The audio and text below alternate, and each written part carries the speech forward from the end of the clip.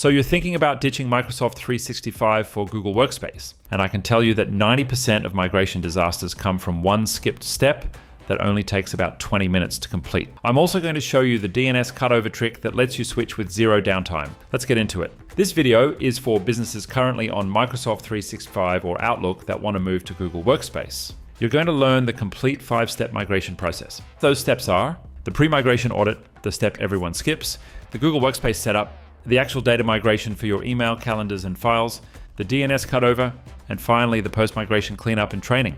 If you're in a hurry, timestamps are in the description so you can jump to whatever step you need, but if you watch the whole thing, you'll understand why each step matters, not just how to click the buttons. Step 1, pre-migration audit, the step everyone skips. Picture this, you've migrated everything, the DNS is pointed, and everyone is on Gmail.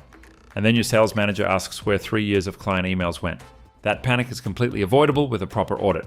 Before you touch anything, you need to document the total number of users, their email addresses, and their mailbox sizes, because large mailboxes over 50 GB will affect your migration time. You also need to account for shared mailboxes, distribution lists, any email aliases people are using, calendar resources like meeting rooms, and all connected apps or integrations. The 20-minute step that prevents disasters is exporting a complete user list with mailbox sizes directly from the Microsoft 365 Admin Center. Also, check if there are any compliance holds or legal retention policies, as these need to be handled differently. This audit takes maybe an hour for a 20-person company, but skipping it can cost you days of recovery work.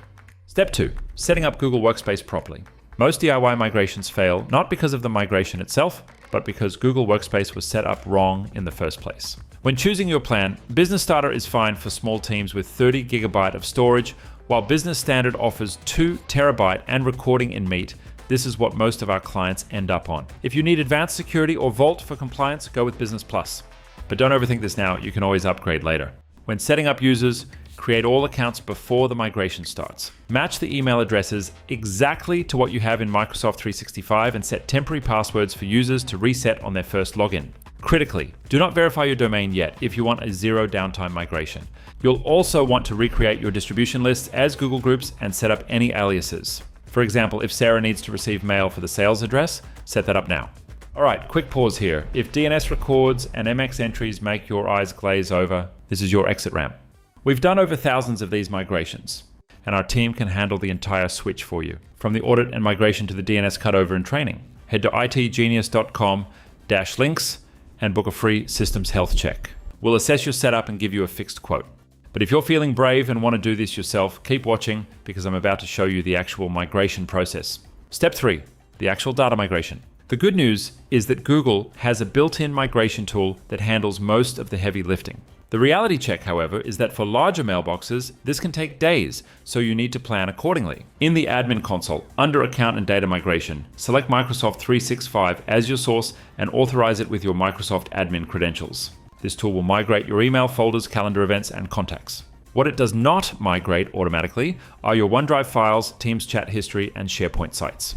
Those are separate processes. Regarding your timeline, a small mailbox under 5 GB might take a few hours, a medium one could take a day or two, and large mailboxes over 20 GB could take up to 5 days. My advice is to start migrations on a Thursday evening and let them run over the weekend. For moving OneDrive to Google Drive, Google has a separate tool, or you can use third-party options like MoveBot or CloudM. Honestly, for files, I often recommend a clean start, migrate active projects and archive the rest. Step 4, DNS cutover. And this is the scary part. This is the moment of truth. People often fear emails getting lost in the void, but if you do this right, the risk is almost zero. The zero downtime approach involves verifying your domain in Google Admin first, which doesn't affect Mailflow yet. Keeping Microsoft 365 running and waiting until the migration is 100% complete. Only then do you change your MX records to point to Google, while leaving Microsoft active for another few weeks as a backup. When setting your MX records, priority settings matter, so make sure you get those right.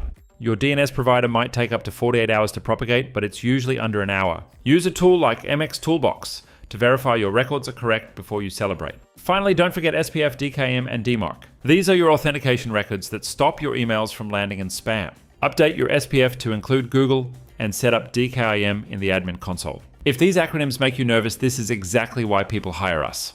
Step 5, post-migration cleanup and training. Once the migration is complete and emails are flowing, technical success means nothing if your people hate using the new system. Your immediate tasks are to verify all users can log in, check that old emails appear in Gmail, test calendar invites, and confirm contacts synced correctly. You need to help your team with the Gmail mindset shift. Labels are more powerful than folders, but they work differently. In Gmail, archive is your friend and search is king. Stop trying to organize everything and just use the powerful search function. Don't just throw your team into Gmail and hope for the best. Run a 30-minute orientation session focusing on the 5 things they'll do every day. When it comes to decommissioning Microsoft 365, wait at least 30 days after the cutover. Export any remaining data, confirm no one is still logging into Outlook, and then you can finally cancel those licenses. To wrap up, let's avoid the big mistakes. First, don't cancel Microsoft 365 before the migration is 100% complete. Second, don't forget about shared mailboxes. These need to be recreated as Google Groups. Third, communicate with your team. A surprise migrations create resentment. Fourth, don't skip the DNS authentication records or your mail will land in spam. And finally, don't try to migrate during a busy period or right before a major deadline. That's the complete process: audit, setup, migrate, cutover, and cleanup. Thousands of businesses do this every week. If you want us to handle it, the link is in the description for a free consultation. If this helped, hit subscribe. And if you've done a migration yourself and have tips I didn't cover, drop them in the comments. I'll pin the best ones.